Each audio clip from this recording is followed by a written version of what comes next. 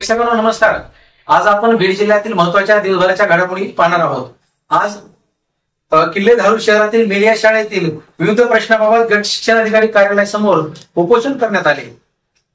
त्याचप्रमाणे अनधिकृत बॅनर जिल्हाधिकारी विवेक जॉन्सन यांनी दिले कारवाईचे आदेश। लहान मुले साथीच्या आजाराने त्रस्त, वातावरण बदलाचा परिणाम। अंबाजोगाई येथील शॉपिंग मॉलला मध्यरात्री आग, लाखोचा माल जळून खाक। किल्ले धारूर शहरातील चालू असलेल्या मुख्य रस्त्याचे काम अरुंद झाल्याने वाहतुकीस अडथळा। स्वर्गीय बाबूराव आडसकर यांच्या पुण्यतिथीनिमित्त रक्तदान व रोग निदान शिबिर संपन्न। आजची महत्त्वाची बातमी। मेलिया प्राथमिक किल्ले धारूर शाळेची वेळ बदल करण्यासाठी नागरिकांचे उपोषण।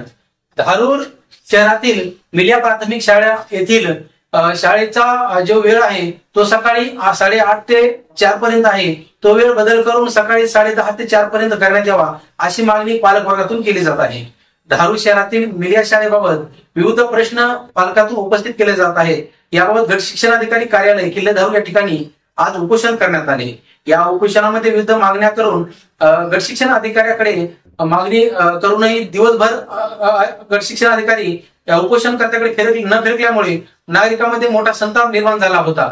4 ते 5च्या दरम्यान गट शिक्षण अधिकारी यांनी उपोषणकर्त्याला भेट दिल्यानंतर उपोषणकर्त्यांना लेखी आश्वासनानंतर त्यांचे उपोषण मागे घेण्यात आले।